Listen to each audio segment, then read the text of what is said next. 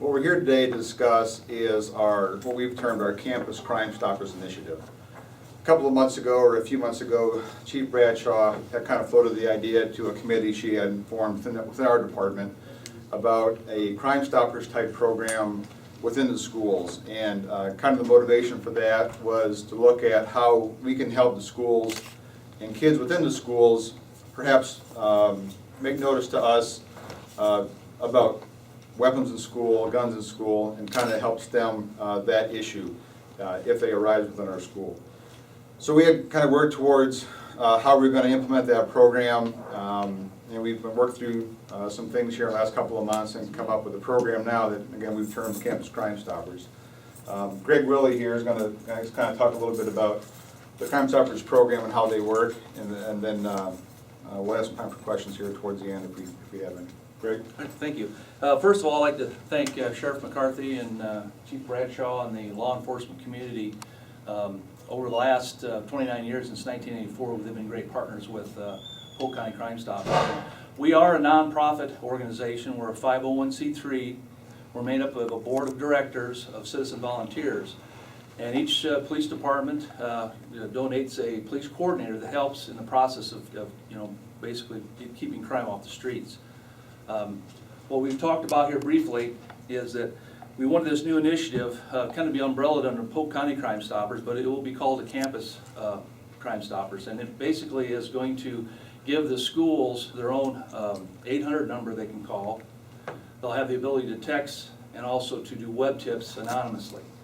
A lot of that has to do with the ability of a certain part of the student population that may not be comfortable coming forward or being involved. I think the schools and the law enforcement community do a great job in making sure that there's confidence out there in them, and they do get a lot of information. But we're the safety net for the school system at this point and for the community to get the types of tips from individuals who normally would not want to be involved. Some of the things that these students will be able to do, and again, the biggest thing that we're going to do in the fall when this thing officially rolls out is to make sure the students understand how it is anonymous, and that if they know there's a gun in the school, or if they know that somebody's being bullied, or maybe their best friend is talking about committing suicide, and they don't really know how to get that information to someone, and they don't really want to be involved, they can have all this information come through the Campus Crimestoppers program, and that information will get to the right authorities. And again, we're not replacing anything.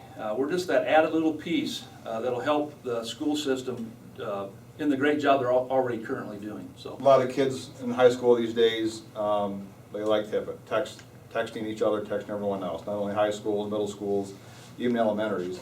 And that texting portion allows them to contact Crimestoppers that way. And again, as Greg kind of pointed out, every kind of contact they have with Crimestoppers is anonymous. So what we've got here is the text should be sent to this number right here, 274-637, which actually spells out crimes, the word crimes on a keypad. Now if you go to your smartphone and pull up your text screen, you don't have the same letters associated with your numbers like you do on the old dial phones, or even the push button phones like we had in years past. But that's the number to text to, and then so the text should be sent to 274-637.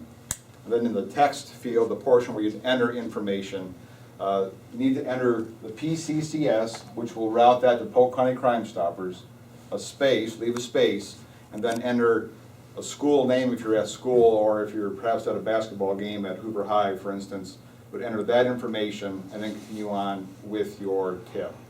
That would ring into or be sent to Polk County Sheriff's Office Dispatch, who monitors that software, the TipSoft software, and then they can have an interaction with that student. Any other details with the suspect, the location, things of that nature, and then that can be routed down to the appropriate agency, whether it's Des Moines PD or even other metro areas. This is a program we hope that can be used metro area wide. We've had some verbal support from the other chiefs in the area as well. If that texting isn't an option for someone, or they choose to go other routes, we've got, as Greg kind of mentioned, a 1-800 number that's brand new to the Crimestoppers, 800-452-1111. That'll ring into the dispatch here, or you can go to the website, polkcountycrimestoppers.org, and there's an online tip method you can use in to send in tips. That's kind of how we're hoping to, again, look at additional ways for students who want to give us information about guns in schools or things of that nature, but maybe don't want to make the phone call. Just another way they can kind of come to us, and we can kind of help them out.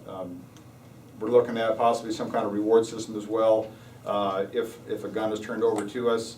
And that's something that we're kind of still working through, but that will be in place, and it is ready to go at this point. This system is ready to go now.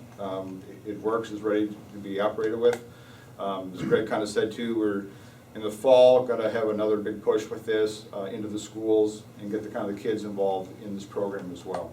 The police departments have done a great job in the community getting information. The principals, the teachers, the counselors, the school resource officers have great rapport with the students. And recently we had a gun, I think, found in the school from a student that wasn't afraid to come forward. This is just a little safety net, an added thing for that student population that would be, pretty much afraid or unwilling to give information, and now they can, and they can remain anonymous. So I think if we do this correctly and we get to the students and make sure they take ownership of it, this thing will spin in a lot of different areas. I mean, they're out in their communities too. They may be on a playground in the summertime.